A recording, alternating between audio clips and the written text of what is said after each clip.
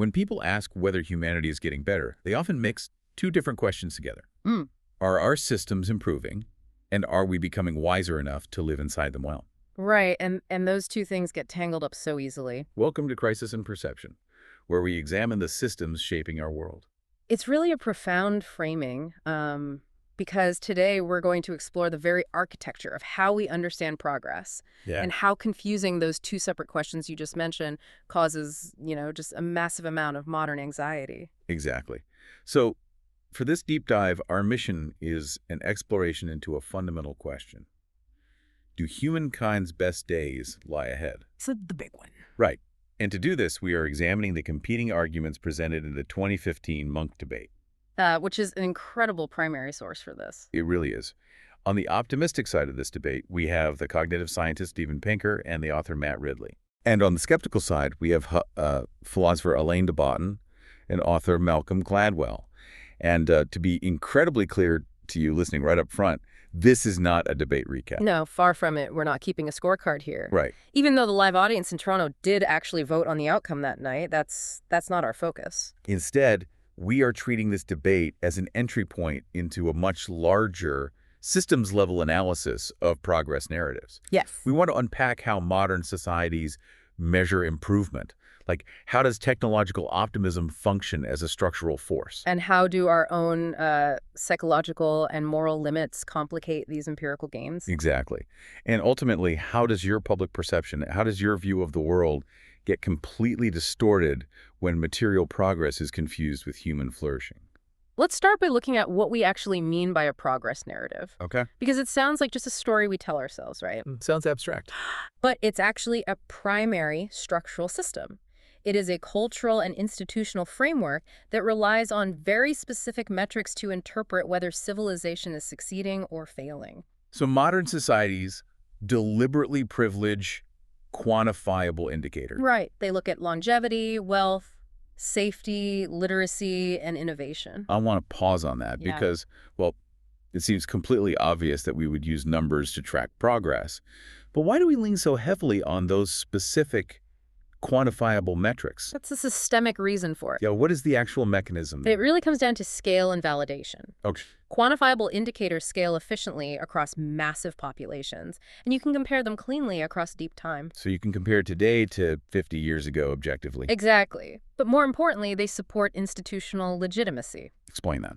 Well, think about it. If a government or a health organization or a global economic system wants to justify its policies... Or its very existence. Exactly. Its existence. It needs an empirical scaffolding. It needs to point to a chart that says, look, life expectancy is going up and poverty is going down. Therefore, the way we have designed society is correct. So the numbers are essentially the defense mechanism of the modern world. That's a great way to put it. And in this debate, nobody builds that empirical defense quite like Steven Pinker. You mentioned he brought staggering numbers to the discussion. Oh, absolutely. What exactly was he pointing to that makes this empirical optimism so difficult to argue against? Let's look at the foundational pillars of his framework. Let's start with lifespan. Okay. A century and a half ago, the average human lifespan was 30 years. Wow.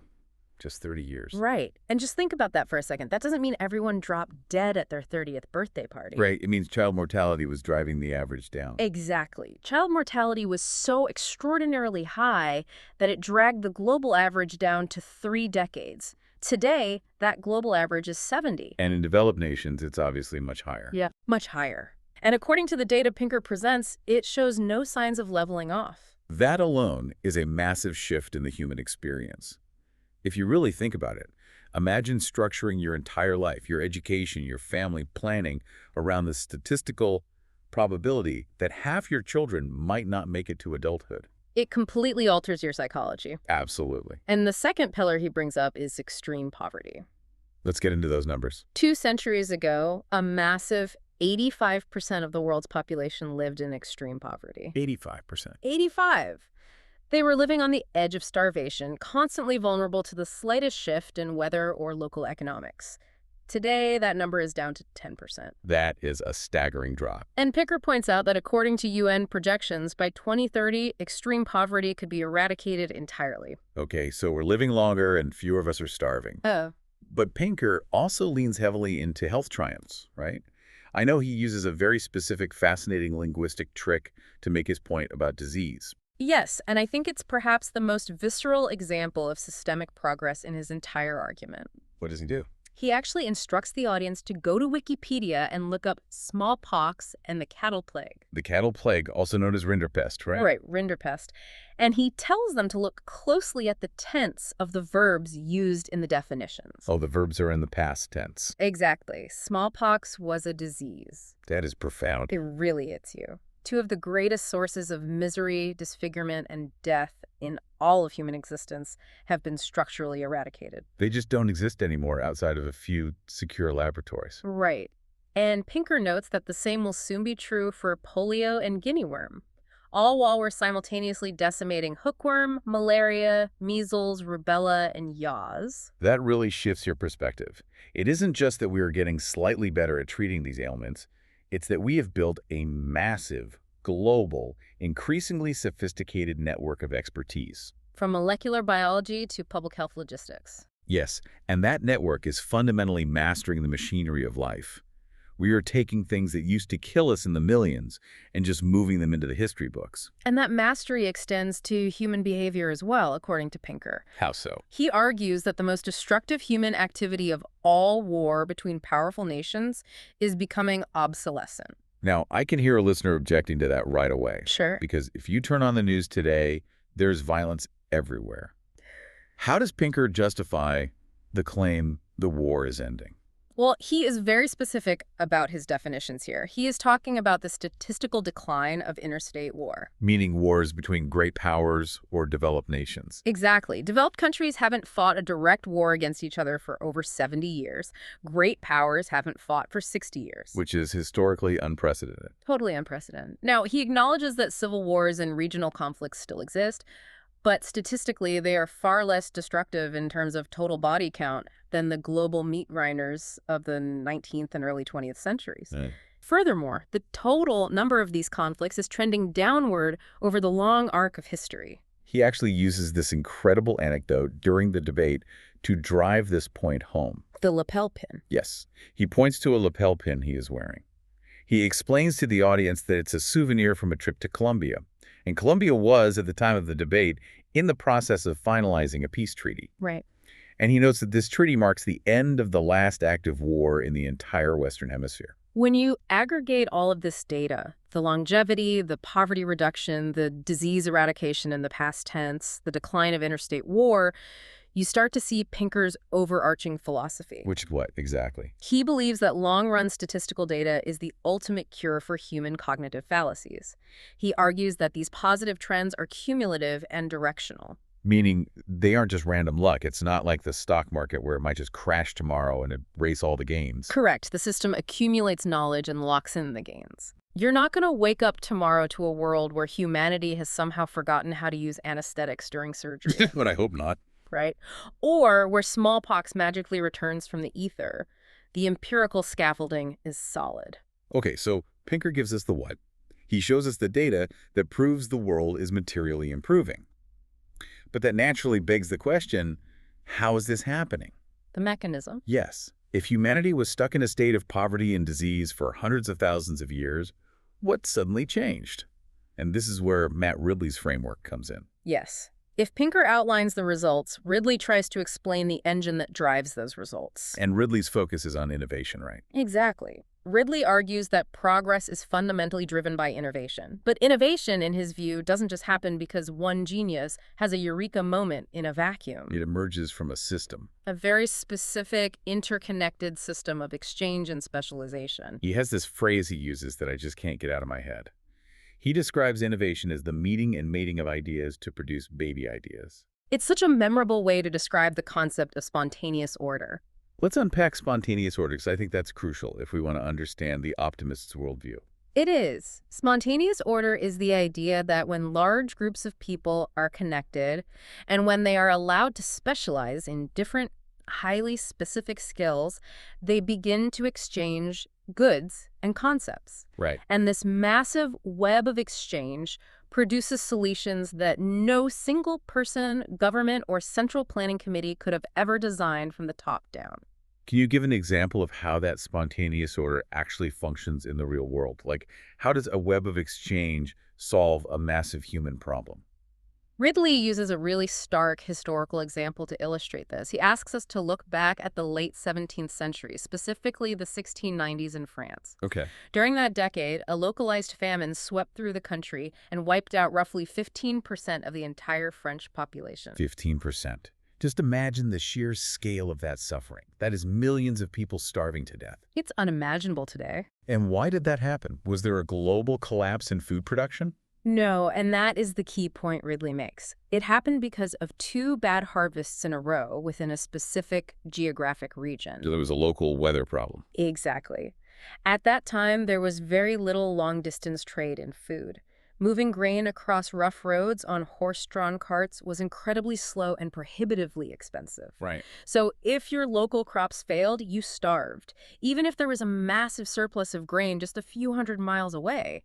The system was highly localized, which meant it was incredibly fragile. So how does Ridley contrast that localized fragility with the engine of modern progress? He contrasts it with modern globalized agriculture. Okay. Today, because of global trade, shipping logistics, and rapid communication, Ridley points out that it is virtually impossible to have a major global famine caused purely by weather. Because you would need simultaneous catastrophic droughts in North America, South America, Europe, Asia, and Australia, all at the exact same time. Right. The connectivity acts as a shock absorber for the human race. That's a great way to put it, a shock absorber. Precisely. If there is a terrible drought in Ukraine, the global supply chain shifts. We buy more wheat from Canada or Argentina. So the system of trade translates what would have been a catastrophic localized starvation event into a general manageable price increase across the global market. You might pay a few cents more for a loaf of bread, but millions of people do not starve to death. That is spontaneous order. It's a system creating a resilient fit between form and function that nobody explicitly planned. It emerged through the meeting and mating of ideas. Exactly. And Ridley notes that with the internet speeding up the rate at which people can communicate and cross-fertilize these ideas globally, this engine of innovation is only running faster. The compounding effect is massive. So, on paper, this empirical system sounds flawless. The data trends upward. The engine of innovation protects us from localized collapse, and the metrics clearly show a better world. But this brings up a glaring, unavoidable question for anyone listening. If the data is so undeniably good, why are so many people so anxious, so angry, and so miserable? The multi-million-dollar question. Right. What are the skeptics, Alain de Botton and Malcolm Gladwell, seeing that the spreadsheets are missing? That is the perfect pivot, because we must now look at the incentives and the counter-system of pessimistic realism. Let's do it. And to understand the skeptics, we have to clarify their position immediately. It's a really common misconception that people who argue against the progress narrative are just denying the facts. Like they're just stubbornly ignoring the data. Right, but de Botton and Gladwell do not deny the structural progress Pinker and Ridley present.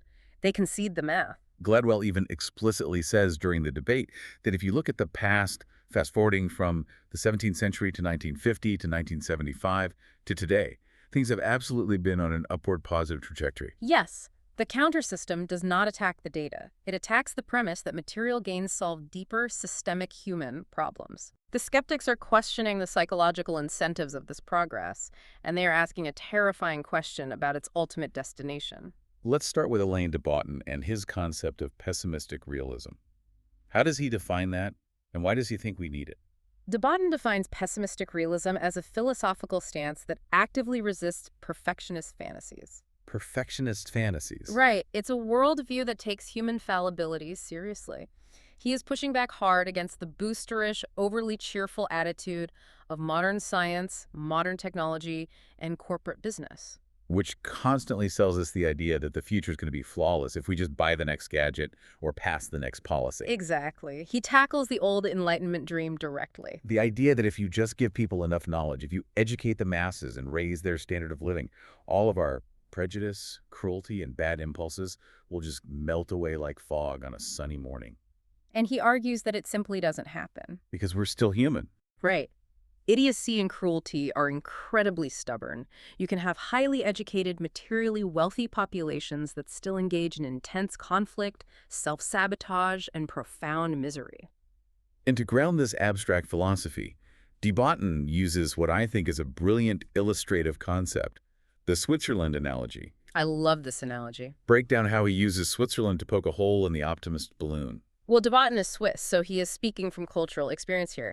He points out that if you look at Pinker and Ridley's metrics, wealth, safety, peace, health, Switzerland has effectively solved all the major material problems humankind faces. It has a superlative education system. The average salary is exceptionally high. The hospitals are world-class. And crucially, regarding Pinker's metrics on war, Switzerland has essentially been at peace for centuries. Since the Treaty of Westphalia in 1648, right? Yes. And for context, the Treaty of Westphalia is essentially the benchmark that created the modern idea on sovereign nations, ending decades of massive, bloody religious wars across Europe. So since then, Switzerland has managed to maintain an astonishing level of neutrality and peace. By all the empirical metrics of the modern progress narrative, Switzerland should be an absolute paradise of human flourishing. But, as de Botton points out with a bit of dark humor, it's not paradise. Not at all. If you visit Switzerland, you do not find a population of serene, enlightened monks levitating in states of pure bliss. You find high rates of anxiety, you find depression, you find intense status competition. Right. De Botton points out that Switzerland suffers from legions of problems. Now, we often dismiss these as first world problems, but de Botton stresses that we shouldn't joke about them. Because to the people experiencing them, they are real. Exactly. They are genuine, deeply felt impediments to human flourishing. He says Switzerland is exactly where struggling nations like Swaziland, Botswana, or Liberia might hope to be in 500 years. But the bad news is that reaching that material endpoint does not eliminate human suffering. It just changes the flavor of it. Which brings us to the limits of human psychology. Why isn't a materially perfect society a paradise? What is broken inside of us that prevents us from enjoying the utopia we are building? De Botton argues it's because of what he affectionately calls our faulty walnut mind. The faulty walnut. Yes. Humans possess a brain that evolved in a completely different environment than the one we live in today. The African savanna. Exactly. This mind harbors destructive impulses, it's immune to certain kinds of logical education, and above all, it is wired for endless, exhausting status competition. Let's dig into that status competition, because I think everyone listening can relate to this. He argues that eradicating extreme poverty, like moving someone from starving to having a baseline of food and shelter, does not eradicate the sense of inadequacy. Think about evolutionary psychology. In a hunter-gatherer tribe, your status in the group literally determined your survival. Right. If you were at the bottom of the hierarchy, you didn't get food, you didn't get protection, and you didn't pass on your genes. We carry that ancient hardware in our skulls today. So when you put that hardware into a modern society where baseline survival is guaranteed, the brain still scans the environment for threats to its status. Which explains why you can have millionaires and billionaires who genuinely feel like they are failing or that they do not have enough. Simply because the billionaire next door has a bigger yacht. It's wild. De Botton defines true poverty as that very psychological sense of not having enough, which is driven by envy and comparativeness. And that psychological poverty exists at every single income level. It is completely invisible to Pinker's economic charts. Completely invisible. Pessimistic realism forces us to acknowledge a difficult truth. Even if we perfectly engineer the material world, we cannot evolve out of the roadblocks built into our own spinal cords. The suffering just changes shape. So, de Botton focuses on the internal psychological limits of the human mind. But Malcolm Gladwell zooms out. He examines the external limits of these complex, interconnected systems we are building. Yes, Gladwell pressures the very assumption that more technology automatically produces a safer future. Explain what he's doing there. Gladwell is employing what we might call systems skepticism. He is looking at the second-order effects of innovation. Okay. His core argument is that as we progress, we are essentially making a dangerous trade. We are trading interpersonal, localized risks for massive existential risks. Break that trade-off down. What does it mean to trade an interpersonal risk for an existential one? Think about the trajectory of technology. Historically, threats were local and interpersonal. A thief might steal your horse. A local gang might rob your bank. Bad things, but contained. Right. They only affect a few people. The system as a whole survives. Yeah. But Gladwell argues that the very connectivity that creates a dramatic leap in positive outcomes, like Ridley's global food supply, Right. simultaneously creates a parallel increase in catastrophic systemic vulnerabilities. He uses this terrifyingly concrete scenario during the debate to illustrate this. He calls it the digital 911. That's the chilling part of the debate. It really is. Yeah. He talks about conversations he has had with top-tier internet security specialists, and he notes that they aren't losing sleep over everyday, low-level threats anymore. Right. They aren't worried about a lone hacker in Bulgaria stealing a batch of credit card numbers. The banking system can absorb that. Exactly. We have algorithms to detect fraud.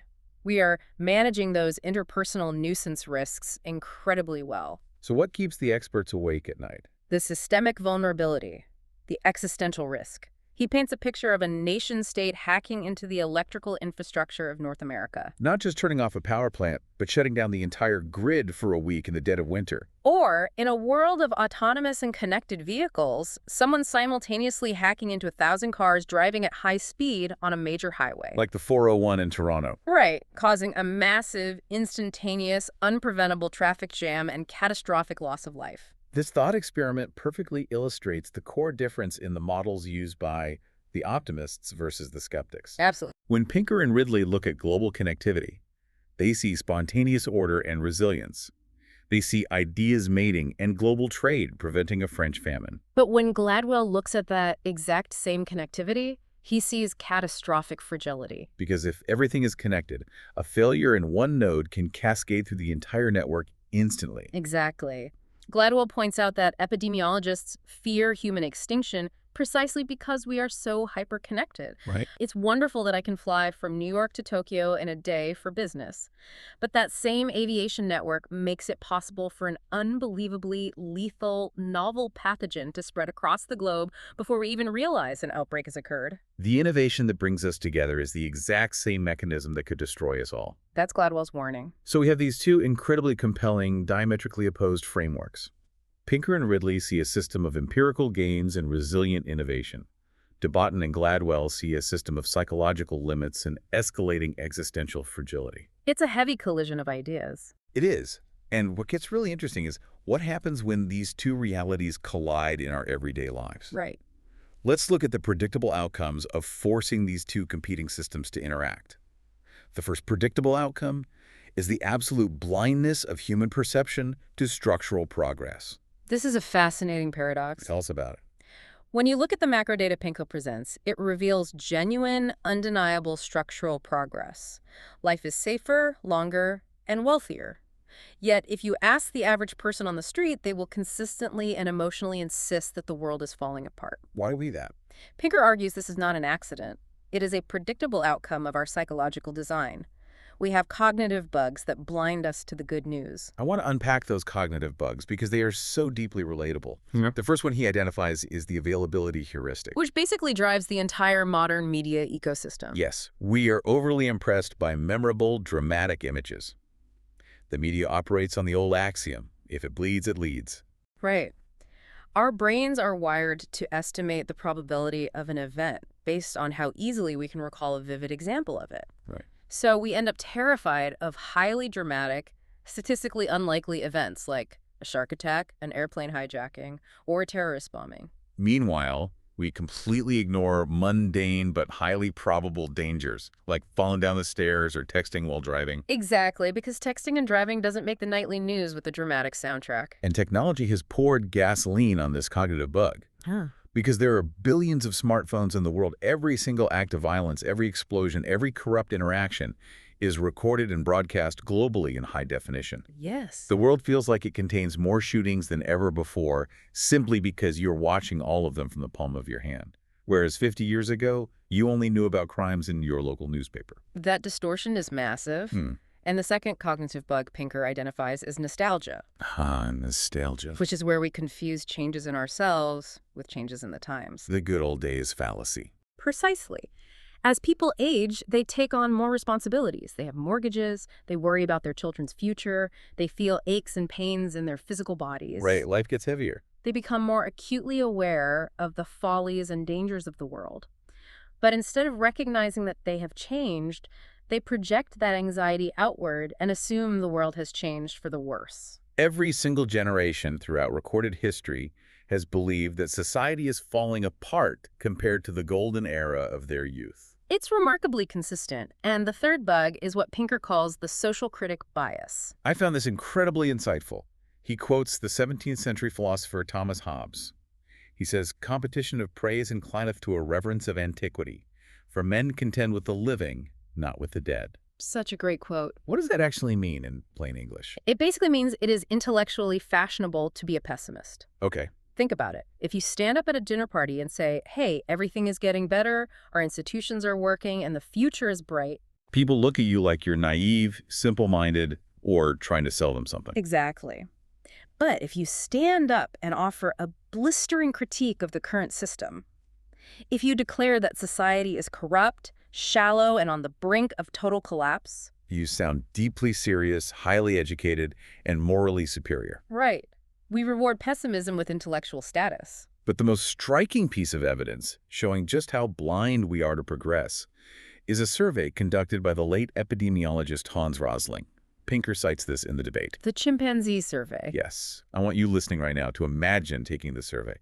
Rosling gave thousands of people across different countries a multiple-choice test on basic global trends. Things like extreme poverty, literacy, that sort of thing. Right. He asked questions like, over the last 20 years, has the proportion of the world population living in extreme poverty almost doubled, remained the same, or almost halved? And what was the result? Rosling noted that if you took those multiple-choice questions, wrote the A, B, and C answers on bananas, and threw them into a cage of chimpanzees at the zoo. Just letting them randomly grab a banana. Yes. The chimps would pick the correct answers 33% of the time, just by pure random chance. Makes sense. But the highly educated human respondents scored systematically worse than the chimpanzees. They didn't just guess randomly. They actively picked the most pessimistic, incorrect answers. That is a profound systemic observation. It proves that our default setting is not just neutral ignorance. No. We are actively, systematically biased to assume the world is getting worse. And this complete perceptual blindness obscures the structural progress that data-driven optimists are trying to highlight. But wait, we have to look at the flip side. Just as our brains are predictably blind to positive statistics, purely statistical progress narratives have a predictable blindness of their own. Yes, they do. The second outcome is the blindness of statistics to lived experience. This is exactly where the skeptics strike back. If a government or an institution only measures human progress through aggregate metrics, GDP growth, median income, life expectancy, it creates a system that is entirely blind to the psychological, existential realities of the individuals living inside it. Non-quantified suffering becomes invisible. Exactly. The debate over the Easterlin paradox illustrates this clash perfectly. Let's explain that for the listener. The Easterlin paradox is an economic concept introduced in the 1970s. It essentially suggests that at a point in time, happiness varies directly with income.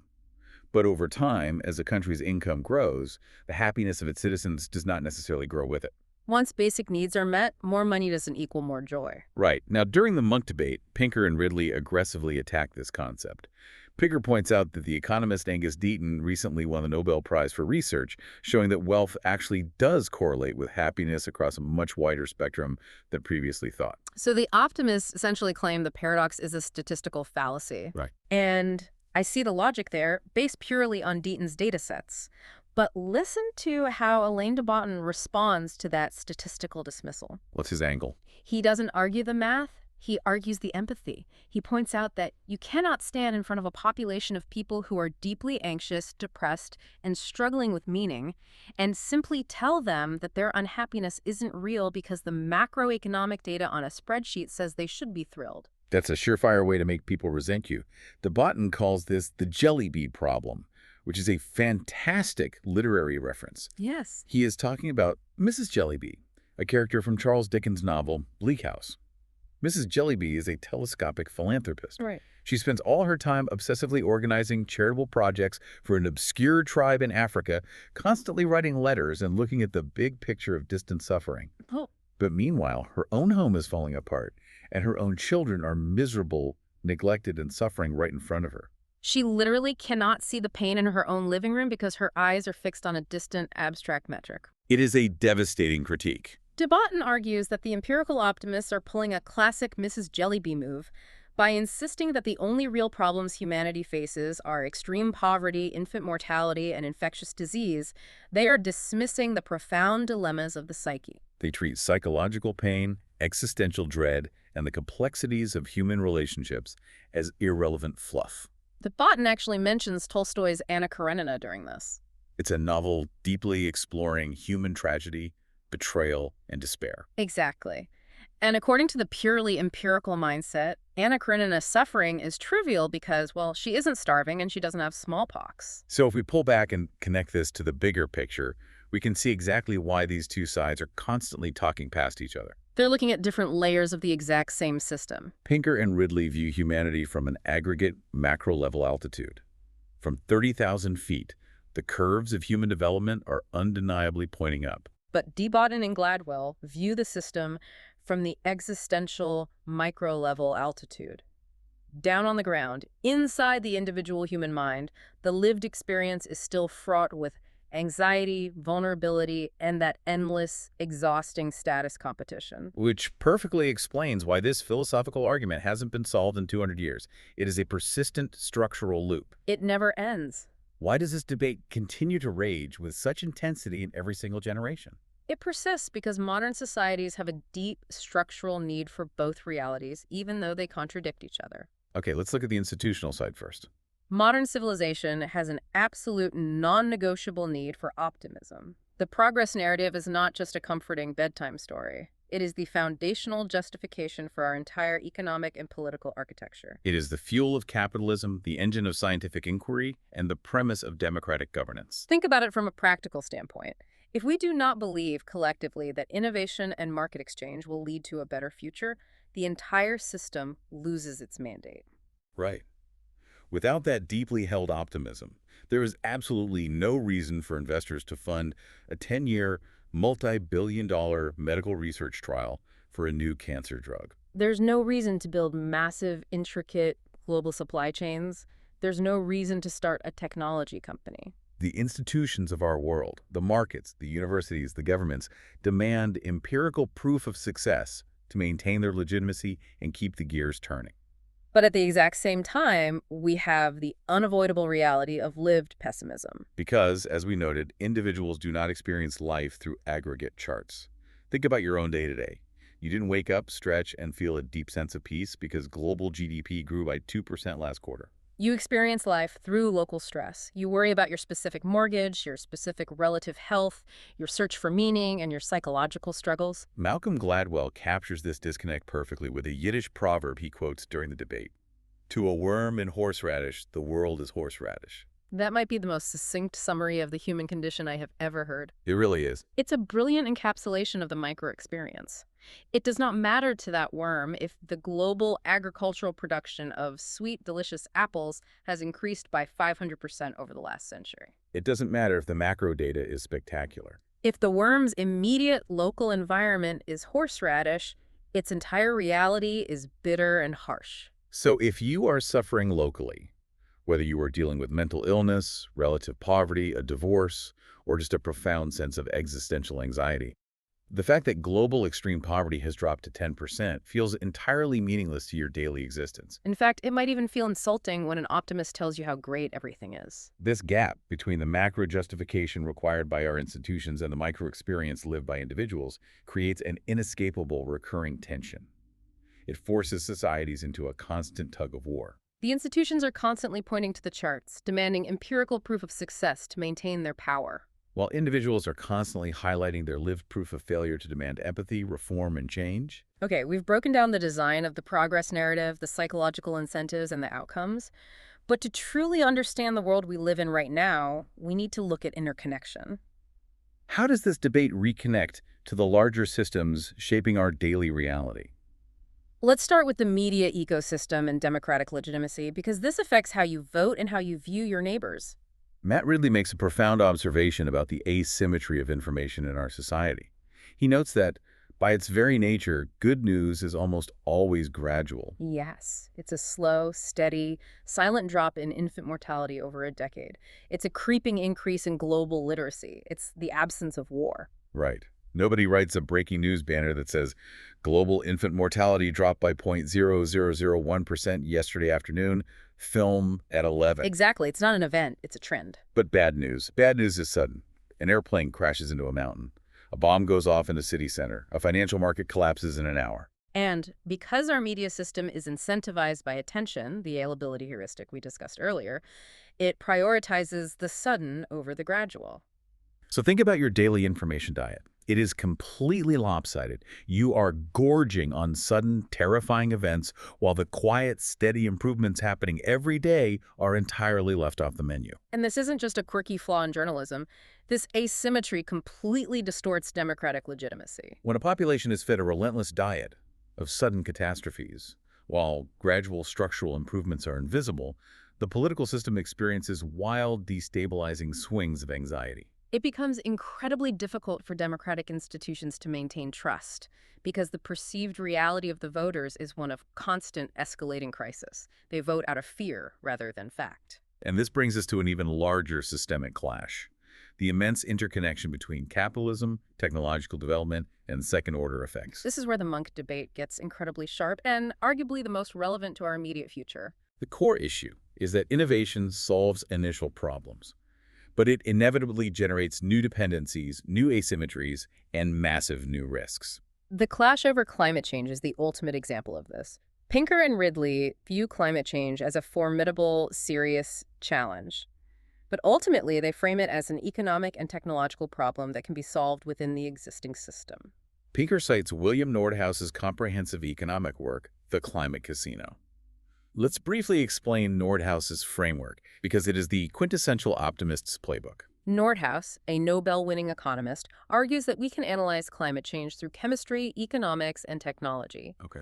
He proposes that if we properly price the negative externalities of carbon through a carbon tax or cap-and-trade systems, we can incentivize the free market to innovate our way out of the crisis. We will build better nuclear power, cheaper solar panels, and carbon capture technology. The engine of progress will simply pivot to solve the problem it created. That makes sense on a macro level. Uh-huh.